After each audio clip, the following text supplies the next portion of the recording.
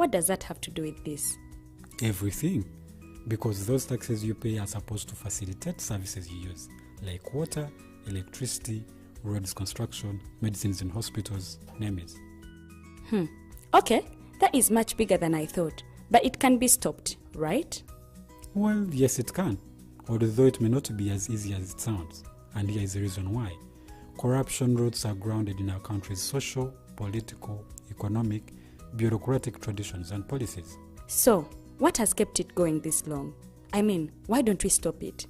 Well, the main reason why it has been here for so long is because institutions are weak, either as a result of poorly defined ethical standards of public service, weak administrative and financial systems, or ineffective watchdog agencies. What can we do to stop it?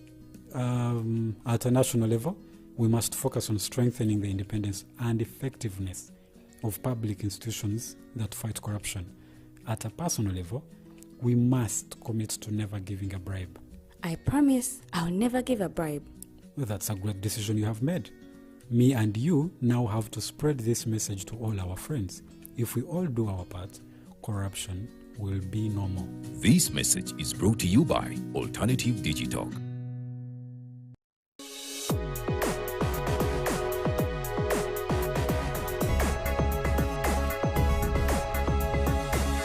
The Alternative Digital. Real issues, real talk.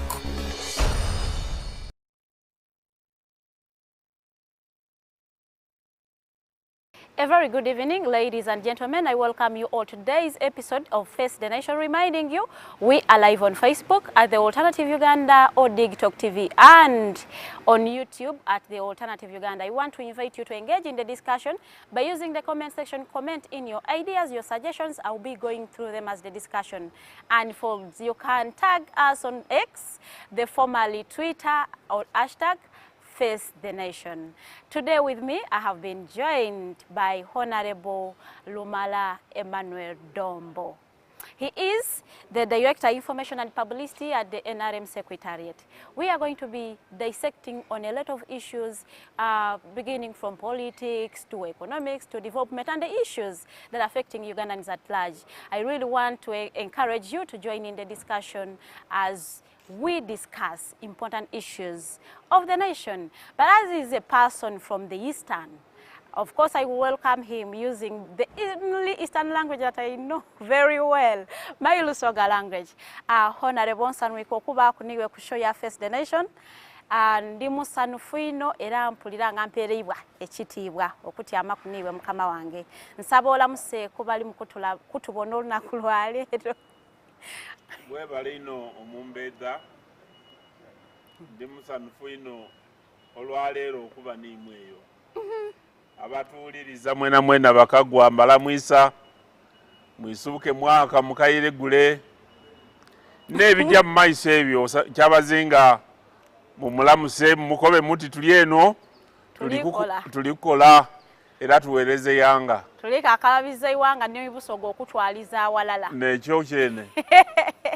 Loud and clear is Honorable Emmanuel Dombo. I really want to begin with what is happening in the NRM. Could you please summarize for us what is happening around NRM, in and around NRM? Well, that is a very wide question because NRM was elected with a manifesto in order to deliver some government programs. Yes. And this is something that is ongoing because the party won the elections. We had the president sworn in. Yeah. He formed the government and he started work. Yes. Now, the NRM manifesto has been unfolding over the past 4 years. And very soon we shall be giving the statistics of implementation. Wow. But secondly, we have the NRM, the party, which does continuous mobilization.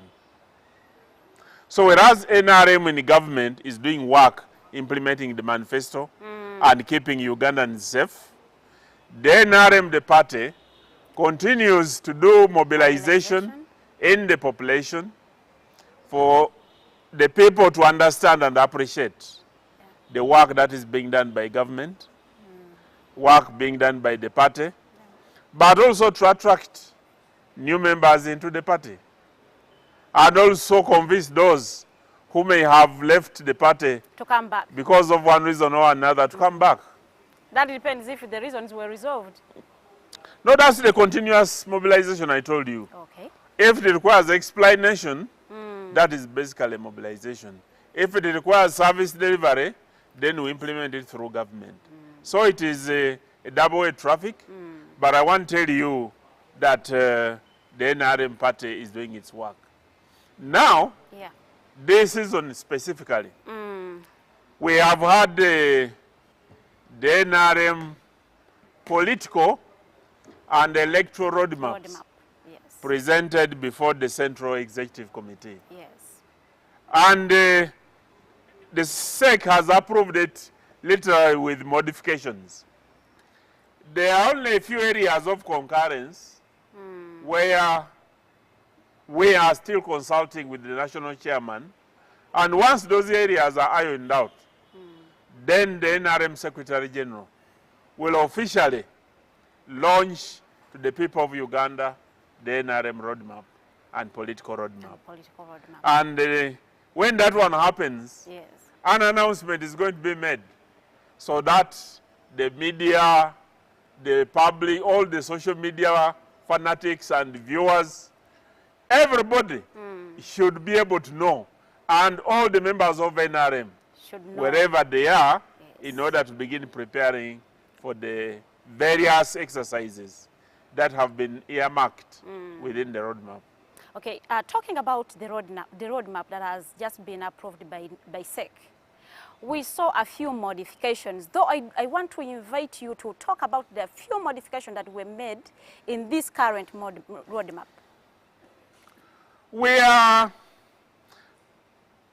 Every work that is done within NRM, we follow the law. We have the national constitution, which clearly identifies the various electoral cycles that we have in the country. We then have the various subsidiary laws governing the election, registration, and other activities conducted by Electoral Commission or any other related bodies. Then we have the NRM Constitution, which clearly specifies what is supposed to be done by who and almost when. And these two, the NRM roadmap, must concur or must be prepared in tandem with the Independent Electoral Commission roadmap. So that the days don't conflict, and so that we are ready to participate in the next elections without forwarding independence in the exercise. So right now, the Central Executive Committee, like you have said, has approved the roadmap. One of the specific recommendations which has been made in that roadmap is what is provided in the NRM Constitution, that we should have candidates meetings. Previously, we have had the candidates moving alone. But because of that, many candidates speak a lot of lies. They use bad mouth and incite the public when they are not moving together. Thirdly, it becomes difficult for the party to supervise and regulate meetings of individual candidates when they have been organized, funded, and facilitated by the respective candidates. So the only way you can control candidates who are going to contest and they follow and abide by the regulations is to ask them to follow the rules as provided in the Constitution, that we shall have joint candidates meetings. Secondly, the NRM must provide for the management and facilitation of the meetings. Thirdly, the party must provide security for the meetings and for the candidates during the meetings. Yes. This can only be done if the candidates are moving together. That is true. The other exception, which is still under consultation, is the use of technology in order to improve the management and the retrieval of results from the communities. Because this one is still at the formative stage, Yes. I cannot delve much into the details because we're still Cooking. interacting with a number of technological survey people, Yes. but also doing internal synthesis to find out whether the recommendations they are making is something that can be bought by the party. Honorable, about the key modifications that you have mentioned, you didn't talk about the debates that the NRM is going to hold ahead of 2026 elections amongst the candidates that will be eyeing for positions. We are going to have two things happening. The first one is by the members of the Central Executive Committee. They are going to constitute a team that is going to go ahead in order to harmonize the conflicting or contrary views amongst our members. Okay. That is the first one. The second one is that one which you are talking about, the candidates moving and debating together in the joint candidates meetings. Yes.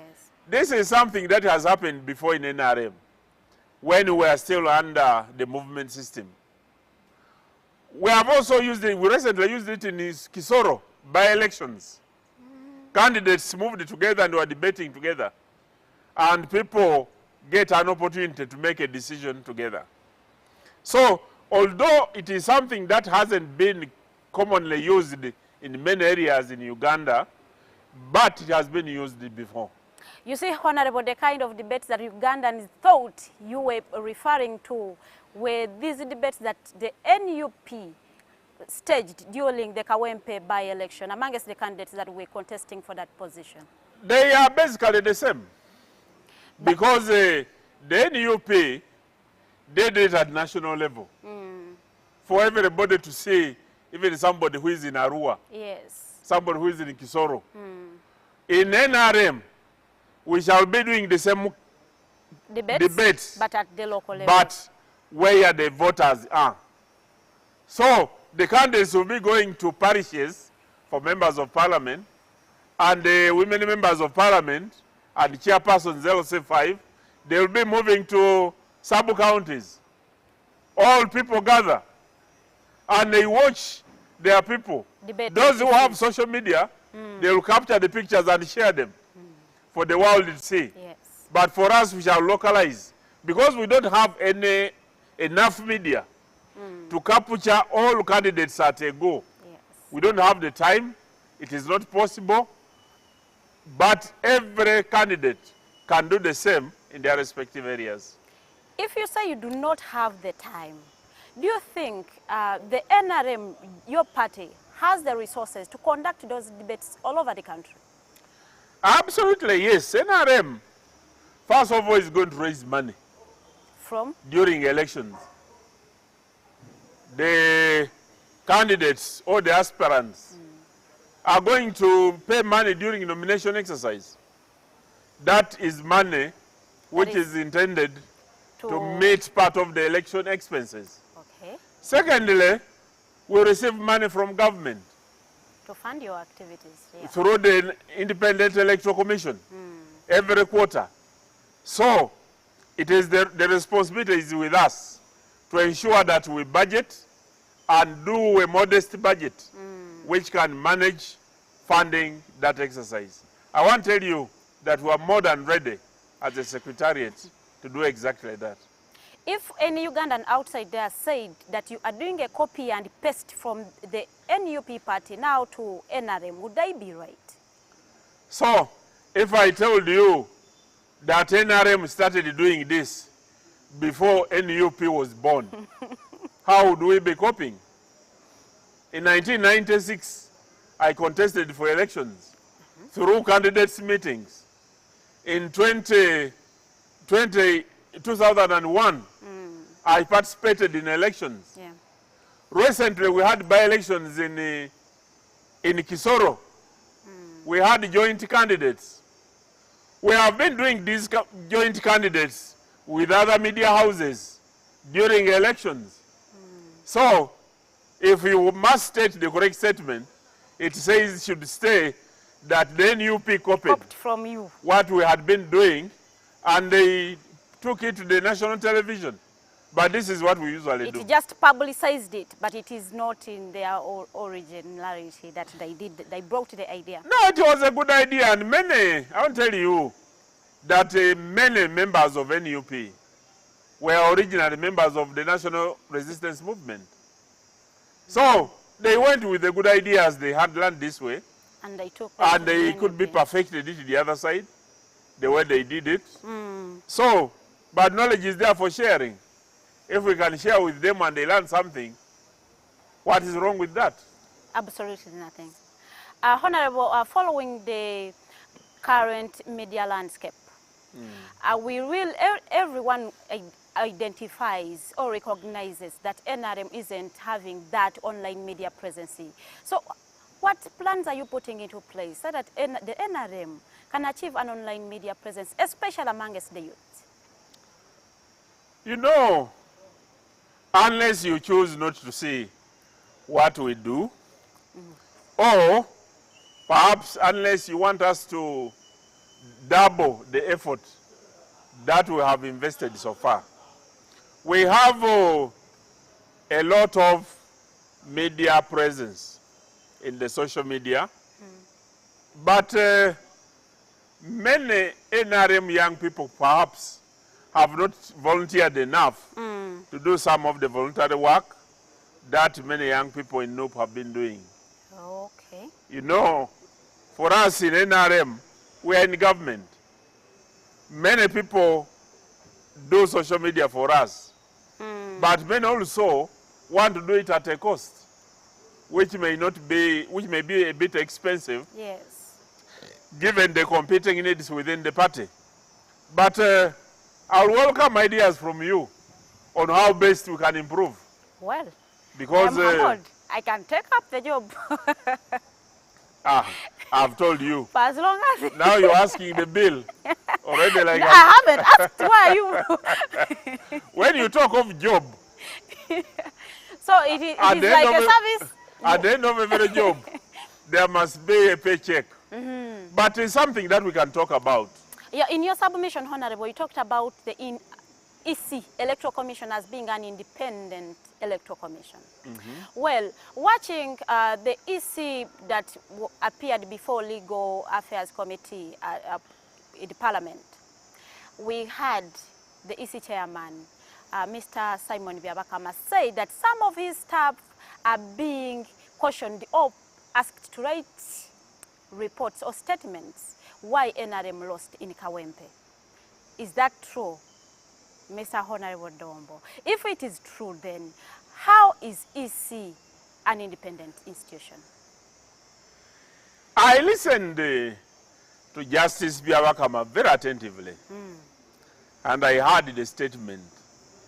And he said his staff had been asked to record statements. Yes. Now, I don't know the veracity of the issues over which they were supposed to record statements.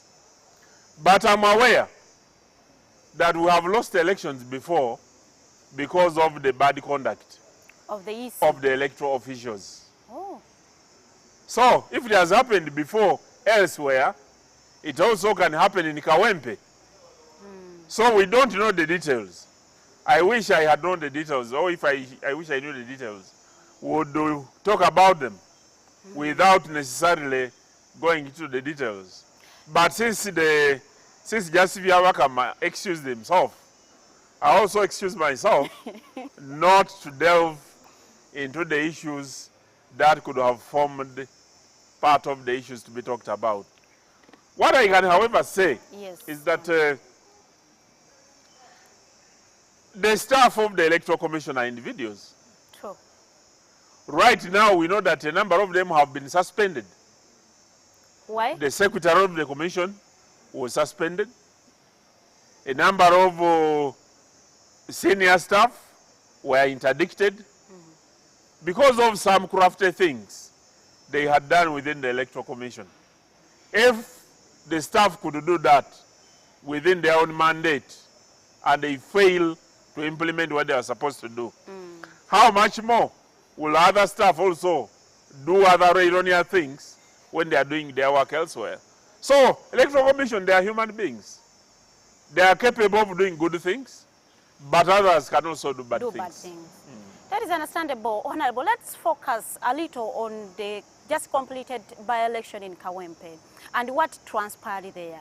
I would really want to listen in your comment about everything that transpired in Kawempe. And as the Director of Publicity and Information, would you say what happened there was fair to the citizens and those that participated in that election? You want us to speak about everything? We shall... that happened in Kawempe. You shall just give a comment of what happened in Kawempe. If it is just a comment, then we shall. Yes. I was wondering whether you have time. No. For something that took a full month for us to narrow it into a few minutes. First and foremost, the by-elections or any elections in Uganda are conducted according to are supposed to be conducted according to the laws of Uganda. Yes. And the responsible agency of government is the Independent Electoral Commission, assisted by the commissioners and the staff of the commission. For us as parties, we offer candidates and we must abide by the rules and regulations as prescribed by the law. And then the agencies of government like the police, and at times the military, if the police chooses to invite them, they come and support on ensuring that there is security in the election exercise. Exactly. What we saw on the TV stations is not something that we admire or would support because we came out strongly to condemn it because it affected the performance of our candidate. Because there were people who were dressed in either police or military uniform, who were seen mishandling either the candidate, especially Honorable Nalukola, or the members of the media and other members of the public. Now, the people in their own conclusions, many thought these are people which had been sent by the NRM. Yet we didn't know where they came from and who brought them. They acted on their own orders. And what they came to do. They can only tell us if you can get them. But I know I saw the Minister of Internal Affairs in Parliament denying having deployed them. I saw the Minister of State for Internal Affairs in Parliament also denying having deployed them. So, since this is a matter of subject to investigation, we shall wait with a lot of anxiety the outcome of the investigations so that we can see those who may be culpable and we want them to face the law and then a deterrence to be put in place so that it does not happen again to affect especially our members, the image of the NRM. Our members who are participating in the elections, our candidates, but also hurting the individuals. There were many innocent people who could have been hurt, members of the media who were hurt because of this exercise. So we condemned it, but we shall wait for the investigations to see what prompted, what happened. Well then, Honorable, now that you have cleared the air about what transpired in Kawempe, how then should we ensure that all rights are protected regardless of people's political affiliations, during and after the elections? You know, elections are a do or die in Uganda, and this is not very good. Because when people go for an election, there will definitely be only one winner. That is true. And where an election produces about more than one candidate, you definitely know somebody will lose. True. So the first thing, the candidates themselves must have civic education and election education. Whose role is it to perform the civic education? Ordinarily, Ugandans are of age. By the time you become 18 and register as a voter, you should know and expect that if you contest, only one person will be elected. If you support a candidate and there are more than one, you must know that one of them will go through and another will lose. Now, if everybody participates, knowing that everybody will win, this naturally leads to confrontation with everybody working beyond what they are supposed to do in order to ensure that their candidates win. Yes. This is not right. So, it is the responsibility of the Electoral Commission to organize free and fair elections. Yes. And also to conduct a voter education. But it is the responsibility of all Ugandans to know their civic responsibilities. The members of the church should preach about it. Those in the mosque should teach about it. Those in the schools should teach the children about it. So that those, when the president is talking to the nation, he usually talks about it. Now, if everybody does what they are supposed to do, then there shouldn't be a problem at the time of elections. But if everyone incites voters to go and fight and ensure you win, usually the outcome is not good. Because quite often, people hurt one another. Referring to your submission, Mr. Honorable, you say that elections in Uganda, it is a do or die. How did we get into that situation? That people consider going to Parliament or becoming an LC1 or LC5. It is a job instead of a service. That has, Uganda has progressively degenerated into believing like that. At the time I was elected in Parliament, first elected in 1996, I don't know how old were you. I won't mention it. I don't want to know, but I know if you are born, you must have been very young. Yes, true. But at that time, people freely participated in elections and we had very free and fair elections, very credible. Progressively, elections attracted more young people who were energetic, and some were willing to flex their muscles because they were young.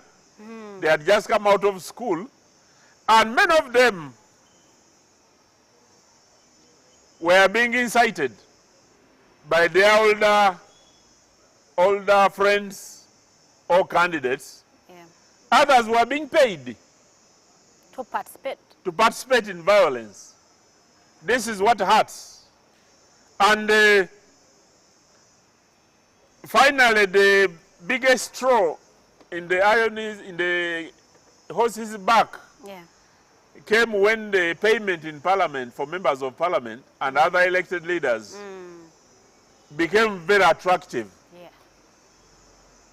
Now, somebody would rather leave teaching and go join politics, or leave the media and go and join politics. You can see how many journalists are resigning from various media houses To join politics. And everybody is running into politics. Whoever wants to go there gives their own reasons. Yes. Others will tell you, we are joining a generational fight. Others will say, ensonga etano semasonga. Others will say, fighting a dictator. Others will say, nange mundeke ndieko. Some are honest, as honest as that. Yes. What surprises me is that some voters also listen to them saying, Mundekeng and then Ndieko. And then they voted them. And then they later turn out to complain when their people they have elected disappear. Then you say, if you elected them, Mundekeng and then Ndieko, then you say, nafe tuwa kani? Akafe. Tuwa kafe, kubanga gogenda kufuna akaku. This is very dangerous and very bad. It should be condemned. And if it requires us revising the law or revising the perks of elected leaders, then so be it. If doing so will help us to attract good leaders who will serve the people, not serving themselves. Now that on a level that we are in this mess right now, how do we get out of it? The first point is people must talk to one another. Honestly, the Katikiro of Buganda has been at the forefront of preaching people talking to one another. Yes. He recently hosted the members of NRM during the Kabakaran mobilization. He also hosted the members of the National Inter-Platform. Yes. And I listened to his messages. He was very right and honest. He says, talk to one another. And he showed an example by welcoming all people in Uganda, in as much as they were not against the Kabaka. That's the only bottom line that he gave. So, talking to one another is something that we must do. You can see that NRM has been spearheading this already. Because, you know, we have a cooperation agreement with the Democratic Party. We also have a cooperation with the Uganda People's Congress. We also talk to members of various parties. Even in the current NRM administration, we have members from FDC who are serving as ministers. We have members from the UPC. We have members from other parties. I would encourage others also to come and join, and we talk about Uganda. Why should people go to parliament and only talk about sharing money amongst themselves when they cannot talk about working together to solve the people's problems? Government gives money to political parties. True. NRM receives money, some good amount of money from government. The National Inter-Platform Does receives money from government. But have you heard them going to acknowledge that in public? They do. They don't clearly talk about it. They will tell you they are going to fight President Museveni. They will not tell you that President Museveni brought a good law that enables political parties To thrive. Within Uganda without using money from dirty hands from outside the country. So these are things that are not talked about. So if people talk to one another in earnest and in good faith, then we can transform the process of elections and respect the outcome and respect one another. Now that you have brought in the issue of money, let's talk about the Ugandan parliament that now people refer to as a transactional parliament. As the Director, Information and Publicity, NRM, would you be proud to associate with such a house? You know, Parliament is talked about and rated depending on what angle are you talking from. Depending on what transpires in there. Because we don't have any member of parliament who works at the secretariat. But we participate in the caucus meetings that take place in order for us to know what has been decided for implementation, or what has been decided so that we can communicate. Now, when the members of parliament sit amongst themselves and they decide where we are not, that one we cannot be held culpable or responsible. But there has been a report in the media that the members of parliament received 100 million shillings. We have asked the Secretary General to find out from the government chief whip whether it is true. Whether this one is true. Because if it is, then they should tell us why they received it, so that we can explain to the population what it is meant to do. If it is fake news, then the government chief whip should also tell us, because he's the one who chairs the caucus for members of parliament. Would it surprise you, Honorable, if it was true that the members of parliament received 100 million shillings, yet there are precedents since 2012 of members of parliament receiving such amounts of money towards an election process? I don't want to speculate, but I know I have been a member of parliament.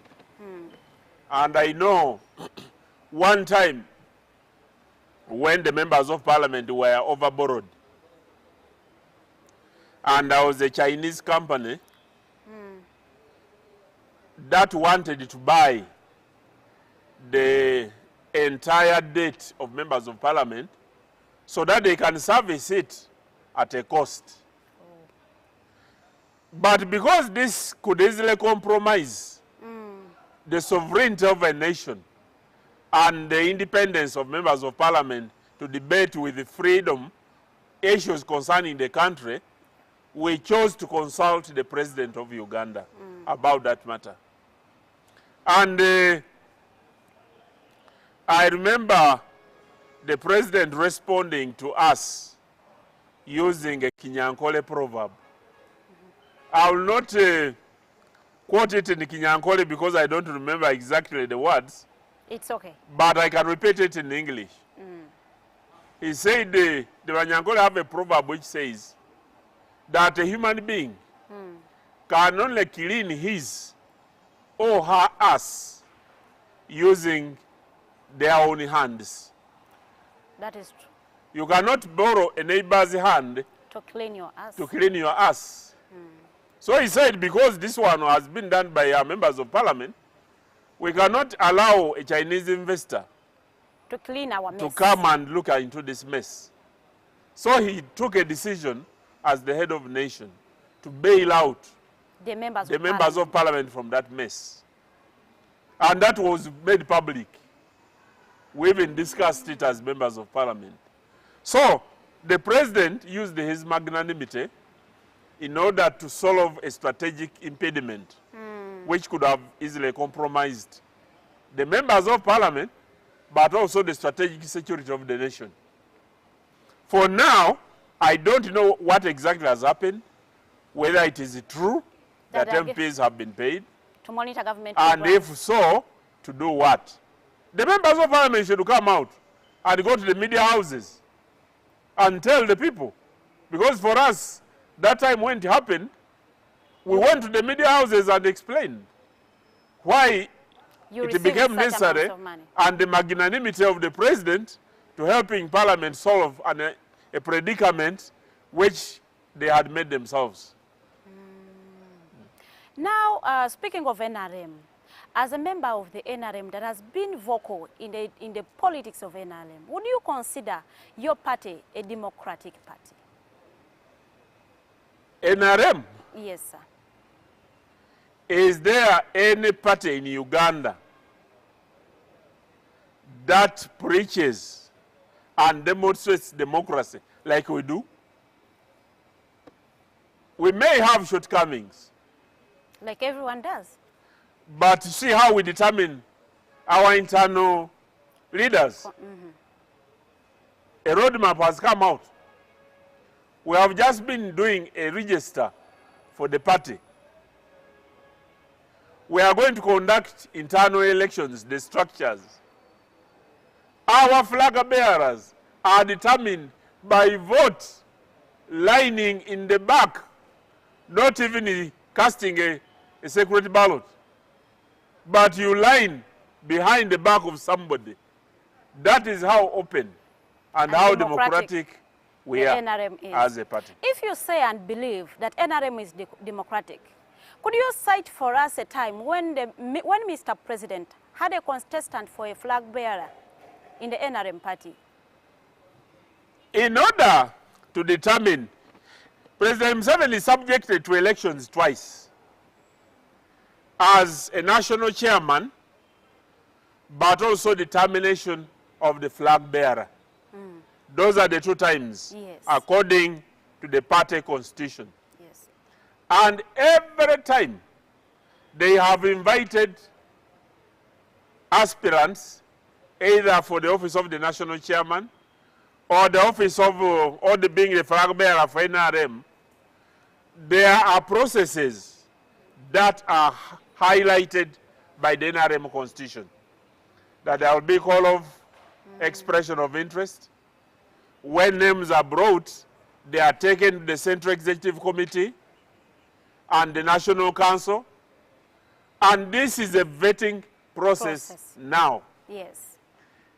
Once aspirants have expressed their interest and the vetting process starts, then we conform to what the Constitution says. That is the form of democracy. So people have been expressing. Honorable Kotogong at one time expressed interest.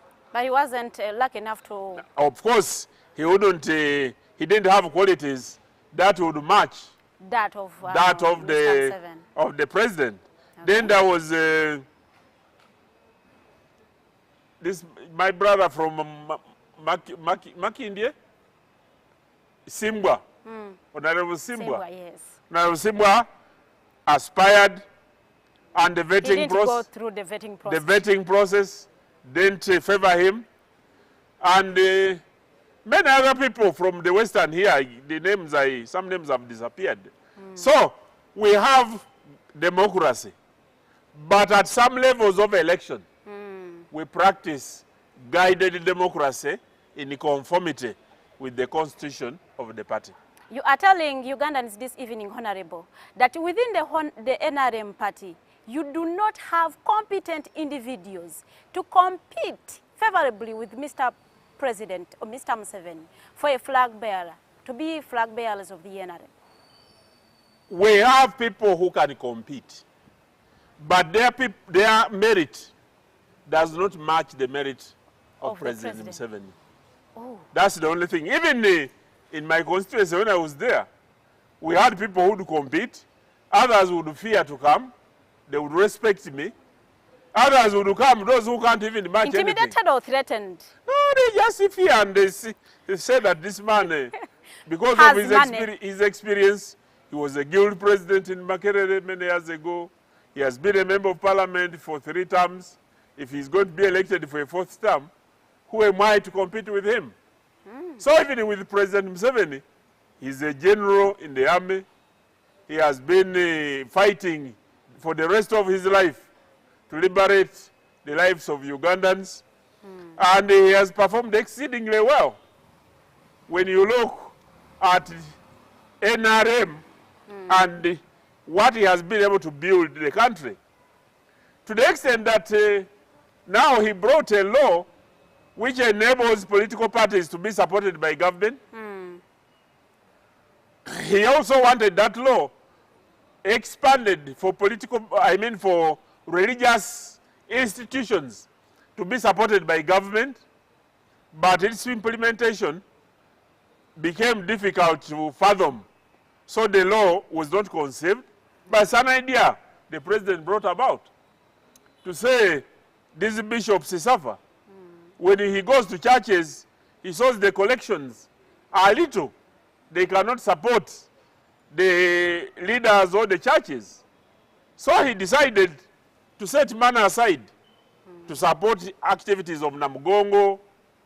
You saw when the Muslims were celebrating the Martyrs' Day here in Kampala. Yeah. They were supported by the president.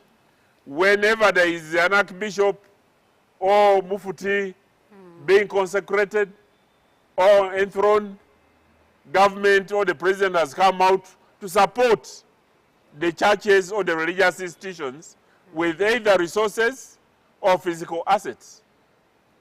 So, these are things the president has done, and his magnanimity, therefore, and his patience, and the elasticity of his patience makes him beat everybody who aspires to beat anybody.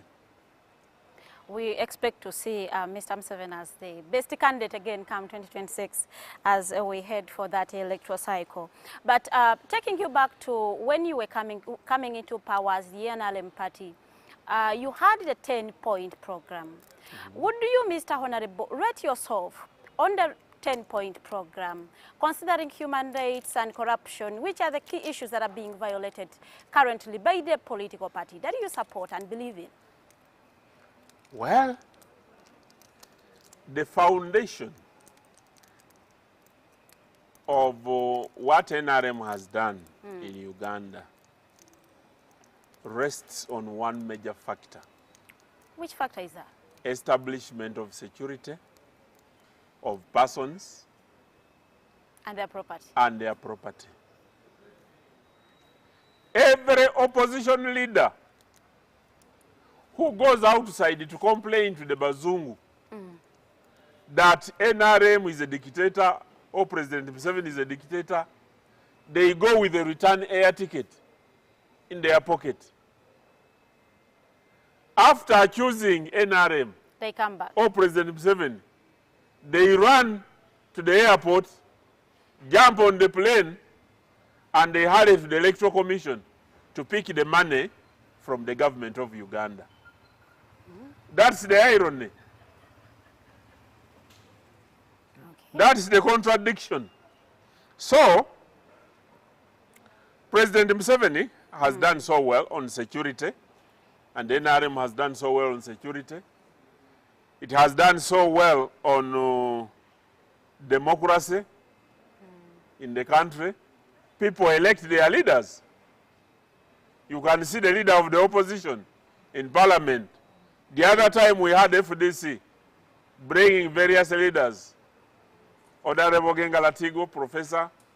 We had Honorable Afula Ogutu, Honorable Mafabi Nandala, my sister Winifred Kiza from Kasese, and my sister from Gulu.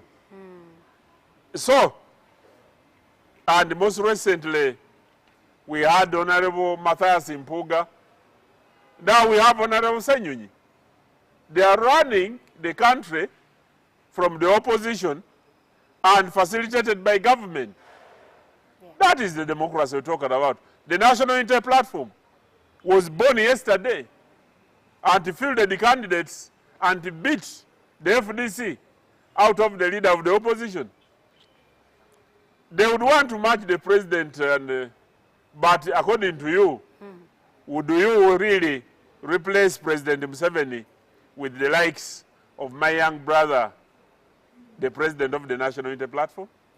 That it isn't within my capacity to answer, Mr. Honorable, but rating yourself on the 10-point program out of 10, how many do you give yourself? When you go to the 10-point program, we had the security. Yes. You know that Uganda is the home, is an island of peace. Those running from South Sudan, they run here. Those running from Sudan, they run here. Those running from Congo, they run here. Those running from Somalia, they come here. Those running from other countries, all of them, what do you think they are looking for? Safety. So, you think there is no oxygen where they are staying? It is there.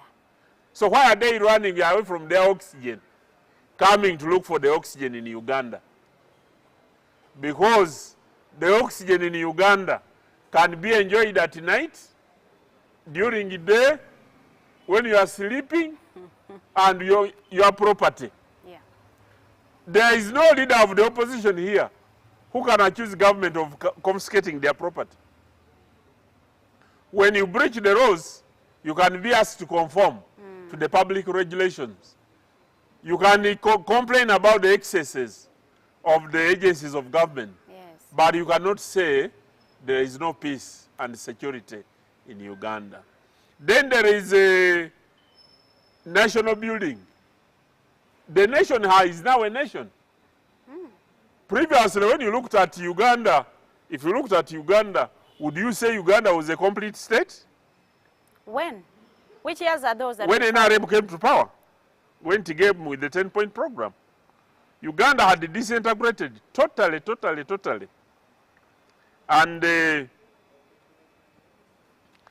Uganda had disintegrated, and when you look at the 10-point program, and you see what NRM has done with these 10 points, rebuilding of the economy. When NRM came here, would NRM afford to pay the salaries of the people of Uganda? Government was borrowing money to pay salaries. Government was borrowing money to run the economy. We are over-indebted. Aren't we over-indebted currently, now that government is borrowing money to fund a budget? But now, when somebody lends you money, he knows that you have very good data you can pay. Thank you so much, Honorable. Because we are indebted, but we can pay. The economy is self-integrated. All the things we eat here, all the essential commodities, do you import any? We import a few. Because of international trade. But we also export so many things which are not being exported. When the NRM came to power, agriculture was the backbone of Uganda. And even up to now, agriculture is the backbone of Uganda. Really? Absolutely, yes. All right. Thank you so much, Honorable Emmanuel Dombo, for giving us time to sit down with us and talk issues of development and those issues that are concerning the citizens of Uganda. I would ask you to say your parting shots as we close our show. This has been a short time. We could not exhaust all the questions with the information that is available. Yes. It will require a longer time, more patience, and I want to encourage you to come back. We shall, definitely. So that we can do further recordings and educate especially the Bazukuru. Teach them where Uganda has come from, where it is now, and where it is, and where we are going. Okay. Tell them Uganda wants to participate in the World Cup. We have enough gold medals. We want to produce oil in order to pump the economy. We want everybody to be self-sustaining. We want people to earn money and put money in their pockets. Yes. We want the people who are working for their stomachs, cholera kida chonka, to stop. We want people to appreciate the work NRM has done, so that come 2026, you again elect NRM with President Yoweri Museveni as its flag bearer. I thank you very much. Thank you so much, Mr. Honorable, for giving us that time to sit down with us. Quoting Mr. Amos Lugolobi a few days ago, he said that you people shouldn't die now. You should keep yourself alive to see the Uganda in the next 5 years. I also want to appeal to you, please don't die. You should live to see the Uganda in the next 5 years. I don't know what is going to happen, but it must be good and appeasing. Have yourself a good evening.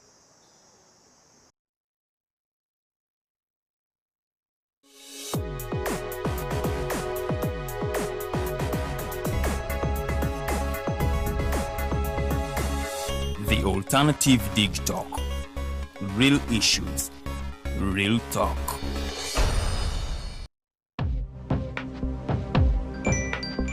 Go to the church, though. Tawali man, what's up? Man, can you imagine people just dump everywhere? Someone drinks water and throws the bottle wherever. Come on, Rogers. What else do you expect people to do with an empty bottle? Simanye now, do you know that plastics take at least 450 years to decompose? What? That's a long time. Exactly. Because plastics are made out of a lightweight and flexible material that doesn't decompose easily. And plastics everywhere in the environment cause plastic pollution. What is plastic pollution now? It is the accumulation of plastic waste in the environment, like bottles, polythene bags, straws. All of these contribute to plastic pollution. I have been using them without knowing their effect. Yeah, a lot of people have. Plastics are a danger to the ecosystem, both on land and in water. So how can we overcome this problem? Is there something we can do? Oh yes, we can reduce by minimizing the use of plastics, reuse by repurposing them, or recycle by collecting and processing them into new products. Everyone wants to change the world, but no one wants to change themselves for the world. How about we change our habits for the world? And it starts with me and you. This message is brought to you by Alternative Digitalk.